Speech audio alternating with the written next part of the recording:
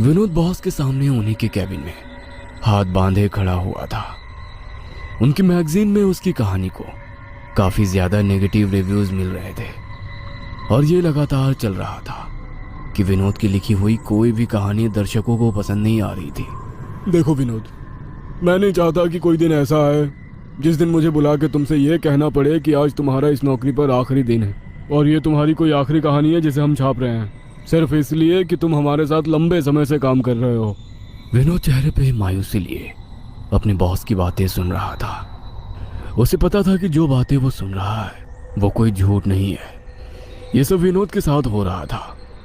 उसके जीवन में ये सबसे बड़ी संघर्ष की घड़ी थी।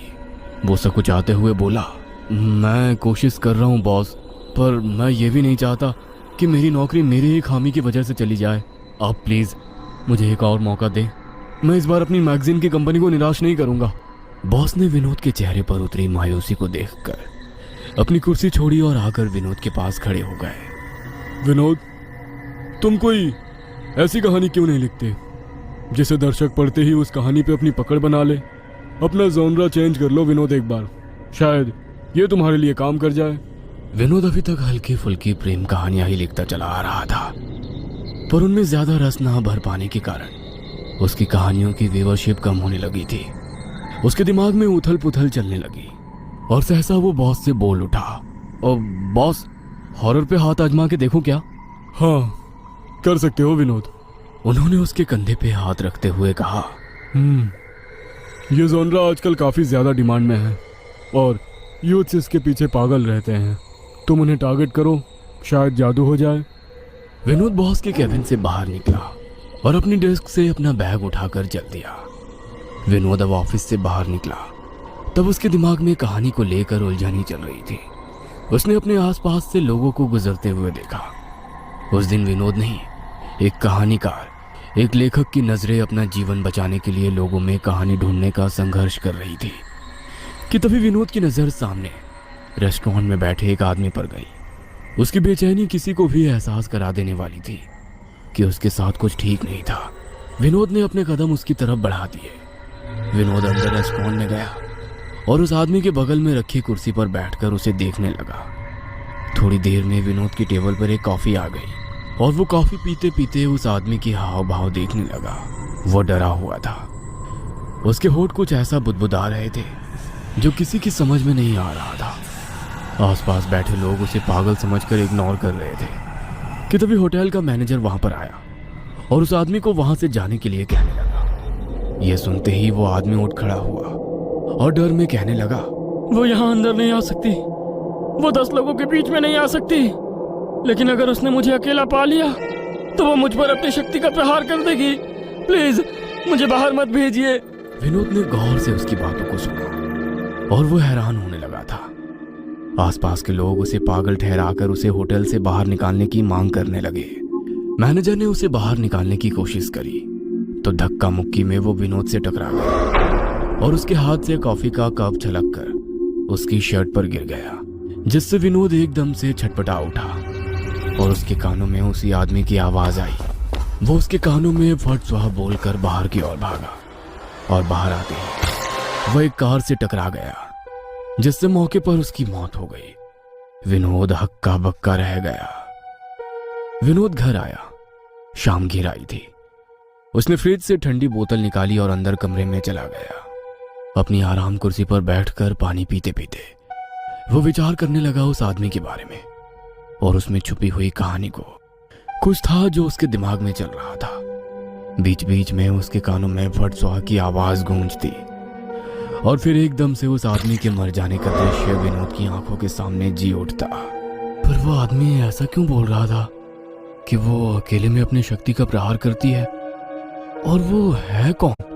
विनोद के लिए वो आदमी अब जरूरी हो चला था, पर उससे भी जरूरी उसके लिए उसकी कहानी थी। विनोद ने बहुत देर सोचा और उसके बाद वो अपनी कहानी लिखने बैठ गया। कुछ खाली कागज उसने अपने टेबल ड्रॉअर से निकाले और लिखना शुरू कर दिया। विनोद लिखता जा रहा था, पन्ने पे पन्ने बदलता जा रहा था कि तभी उसके दिमाग में कुछ आया। शायद वो कुछ जोड़ना चाहता था, इसीलिए उसने पुराना पन्ना निकाला। पर ये क्या? विनोद सन्न रह गया। जो वो काफी देर से लिख रहा था अब वो कागज कोरे थे। अरे ये क्या हुआ? मेरा लिखा हुआ कहाँ चला गया? मेरी सारी मेहनत। विनोद चौंक गया था। उसे कुछ समझ ही नहीं आ रहा था कि इतने में साइड में रखा हुआ उसका फोन बज उठा। कॉल एक अननोन नंबर से थी। विनोद ने कॉल उठाई। हेलो, कौन बोल रहा है? दूसरी तरफ से एक मधुर आवाज आई जो विनोद से कह रही थी, जीवन बदल दूंगी, तेरी हर मनोकामना पूरी कर दूंगी, पहचान लेगा मैं हूं कौन, तो बना दूंगी तेरी पहचान। विनोद ने डर के फोन काट दिया और वो कुर्सी छोड़ के उठ खड़ा हुआ। वो कुछ देर तक अपने फोन को देख और फिर शांत बैठ गया। बैठे बैठे विनोद की आंख लग गई और जब नींद भारी होने लगी तो विनोद ने बिस्तर पकड़ लिया और सो गया। रात के 2 बज रहे थे। विनोद गहरी नींद में सो रहा था कि तभी एक सपने ने उसे घेर लिया। उसके सपने में एक औरत है जो लगातार रोए जा रही है और किसी के पैरों में पड़ी हुई है। वो रोते रोते माफी मांगती जा रही है। विनोद के सपने में उसे जो कुछ दिख रहा था उसका दृश्य साफ नहीं था, आधा तो धुंधला था। बस उसे वो औरत जिसकी आंखों में आंसू थे और उसने पुराने जमाने के वस्त्र पहन रखे थे वो दिख रहा था, और उसके अलावा 2 दिव्य पैर थे जिन्हें उस औरत ने पकड़ रखा था। विनोद की आंखें बंद थी पर उसकी पुतलियां लगातार नाच रही थी, मानो वो सब कुछ स्पष्ट देखना चाह रहा हो, पर वो लगातार नाकाम होता चला जा रहा था। उसे बस उतना सा ही दृश्य नजर आ रहा था। फिर अचानक उसकी आंख खुली। वो उठकर बैठा और भारी सांसें लेने लगा। ये क्या देख रहा था मैं? कौन औरत थी ये? विनोद का चेहरा पसीने से तरबतर था। उसे अपने दिल की धड़कन साफ सुनाई दे रही थी। अगले दिन सुबह विनोद अपने ऑफिस में काम कर रहा था। वो अपने लैपटॉप की स्क्रीन को घोरे जा रहा था। उसे शब्द समझ नहीं आ रहे थे कि तभी एक साथ काम करने वाला कर्मचारी उसके पास आया और उससे कहने लगा कि बॉस ने उसे बुलाया है। अंदर बॉस और विनोद की बातें चल रही थी और थोड़ी देर बाद विनोद बाहर आता है। वो अपने डेस्क पर वापस बैठा तो उसे एक झटका सा लगा। उसने अपनी कहानी जहां छोड़ी होती है उसे उसमें से आगे का लिखा मिलता है। कहानी आगे बढ़ गई थी।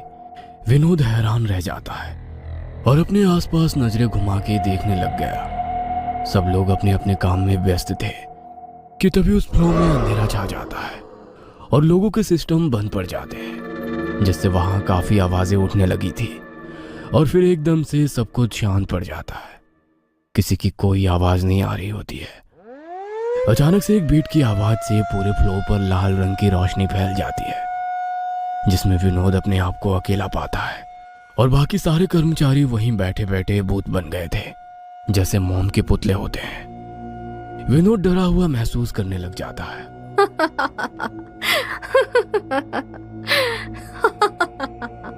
विनोद अपनी डेस्क से उठता है और सबको देखते हुए चलने लगता है। उस हंसी की आवाज को सुनते हुए वो इधर उधर देखने लग जाता है।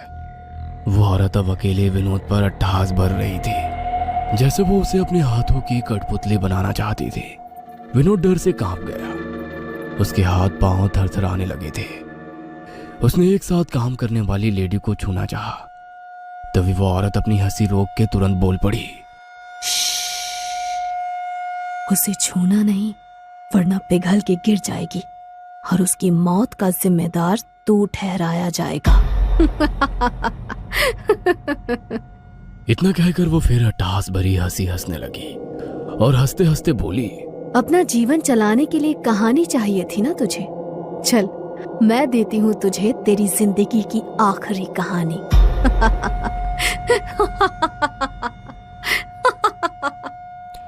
उसकी हंसी और उसके शब्दों ने विनोद के होश उड़ा दिए। वो अपना होश खोकर जमीन पर गिर गया।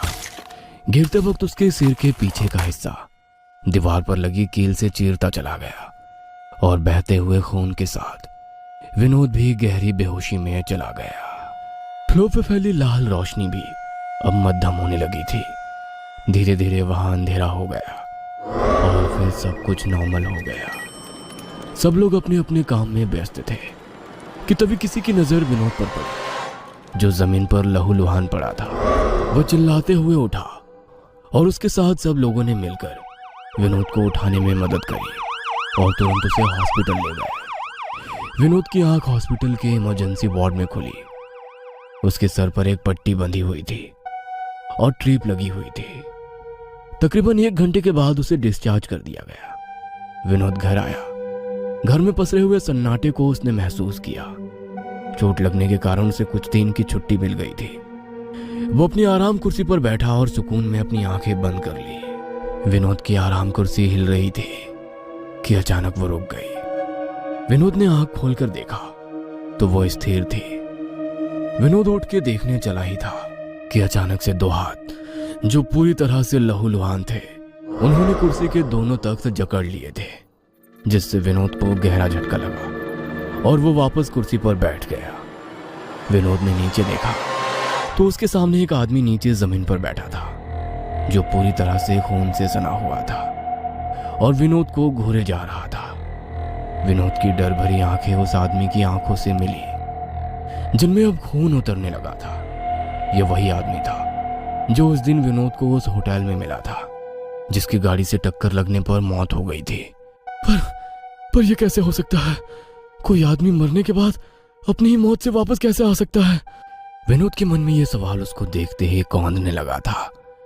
वो विनोद को देखते ही चिल्लाने लगा, ओम फट स्वाहा, ओम फट स्वाहा।